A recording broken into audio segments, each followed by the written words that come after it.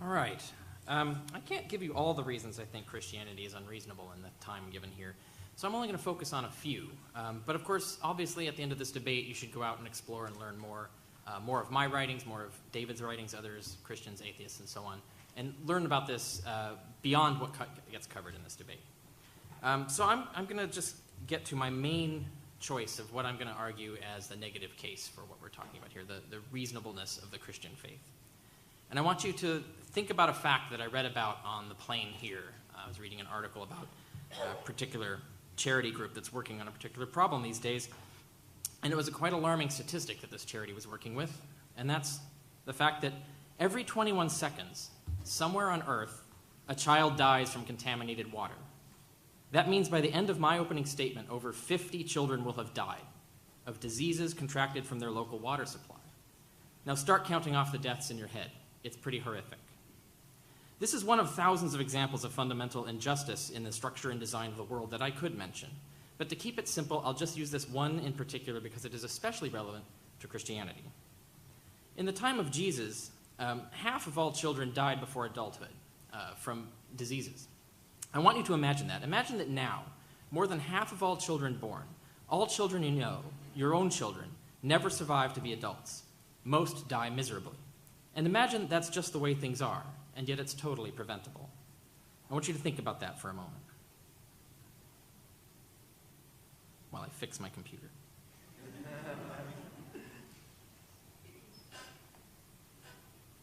Not only could someone who had the ability to eradicate all diseases just get rid of the problem altogether, right immediately, but even just knowing the germ theory of disease and how to decontaminate water, food, and milk, and sterilize instruments and utensils, and maintain community sanitation, even that can reduce the frequency of child death from half of all children to less than 1 in 1,000, like in America today. Now imagine that now that half of all the children you know are dying, but we could make that 1 in 1,000. Now, did Jesus do that for us? Did he or his God tell us about germs or parasites or how to create a less diseased world? No. Humans had to figure it out on their own after thousands of years of misery, and then they had to do it themselves. Jesus never mentioned anything about how to create this better world that we made, nor did any Christian get the message for almost 2,000 years of ruling half the world. And when they did get it, it didn't come from Jesus or God. It came from guesswork and experiment. It came from science. In the Gospels, the Jews come to Jesus and complain that his disciples don't wash their hands before they eat, like everyone else was doing. In fact, everyone else was washing their cooking utensils as well. We now know that that's a pretty good idea, and we know why. It reduced infection. So did Jesus say, hey, you're right. In fact, you should do that even more diligently because it will kill the germs that kill you and all your children? No.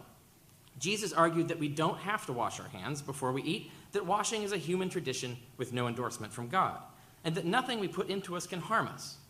And as he is claimed to have said in the Gospel of Mark, not even poison. Clearly, Jesus knew nothing about germs, nor did he know that faith doesn't make you immune to poison either. Notably, nowhere in the New Testament does Jesus or God ever impart any correct knowledge or information about the world that wasn't already known to men of the time. Thus, apparently, Jesus and his God were as ignorant as every other first-century human. So Jesus said nothing about the existence of germs and what to do about them. He thus failed to save the lives of millions upon millions of innocent children. He and his God just let them die miserably for thousands and thousands of years, because remember, humanity's been around for a lot longer than Jesus has. Jesus also didn't say anything about parasites, waterborne or animal-borne.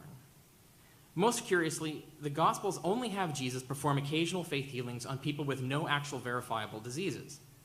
Similar faith healing acts are performed in all religions today, yet they never cure any verifiable disease like malaria or influenza, anecdotes aside. We've never scientifically confirmed this.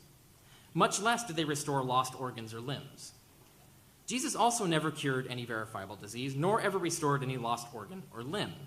Jesus thus had no more power than any other random faith healer from any other religion today. Not just Christians can do faith healing, Muslims and other practitioners of other religions can.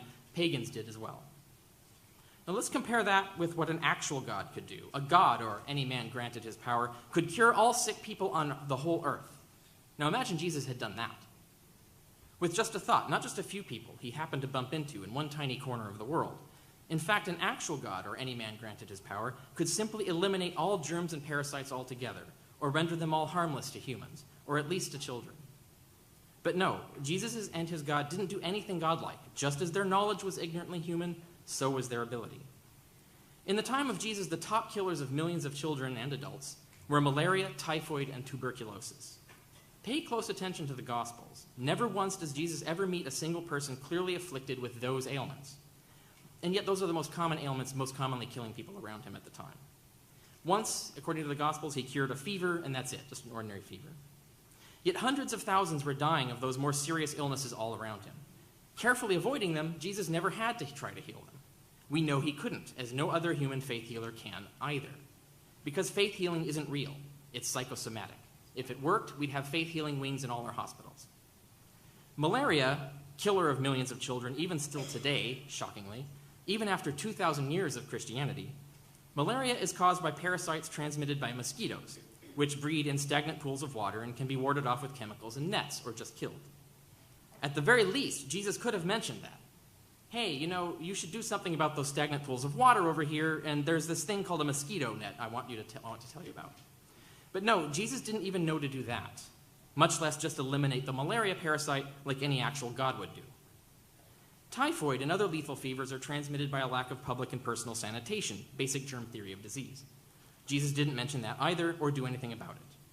A leading cause of tuberculosis in children is contaminated milk. Ever wonder why we pasteurize our milk? Now you know. Did Jesus tell us that? No. You'd think a really nice thing to do would be to tell everyone that the milk they are drinking and the cheese they are eating is killing them and their kids, and that simply heating the milk up a bit would solve the problem, saving millions of lives and ending ages of misery. An actual God, or anyone in regular chat mode with him, would at least know to tell us how to fight these diseases: washing hands, sanitizing cooking utensils and medical instruments, mosquito nets and getting rid of standing water, heating milk before drinking it, or making cheese from it, basic stuff like that. But Jesus didn't even know that eating with unwashed hands is bad for you. Knowledge is not the only thing a real God would have that he can give us if he cared about us and existed. God would know the actual cure for every disease right now, every disease, cancer, everything. He could even just cure every disease right now.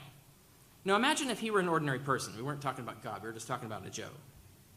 Some guy who knew how to cure every disease on earth and could do it immediately at no expense to himself, yet didn't tell anyone or do anything. Would you think that person cared about us? I wouldn't. Let's take it seriously. Would you think it was reasonable to worship a guy like that, to think anything kind of him? That's not the example of a nice guy, not the sort of example of a guy you would want to follow or have faith in. The Christian religion is simply not believable in the face of this evidence. Neither Jesus nor Christianity as a whole has exhibited any special source of information about the world, nothing distinctive of actual divine communication. They didn't know about germs, they didn't know about parasites. Christians have no more evidence of having a pipeline to a kind and all-knowing God than any other religion in history has, and that's the principal point here. The fact that it took Christians 1,800 years, do the math on that, 1,800 years, to figure out that germs and parasites even existed, and it might be a good idea to kill them before they kill our kids, proves that Christianity is a man-made religion and not something received from any real God. If you were a time traveler and got back to the first century, what would be one of the first things you told them? Why, about germs and parasites, of course, and how to combat them. It would be absolutely cruel not to withhold that information and watch over half of all children die miserably from preventable diseases for thousands of years. Thus, if Jesus were really God's emissary, he would have told us those things as surely as any compassionate time traveler would, as surely as you would, had you the chance. If you are more informed about the world and more compassionate than Jesus and his God, then the Christian faith is simply not reasonable. It's just another false religion.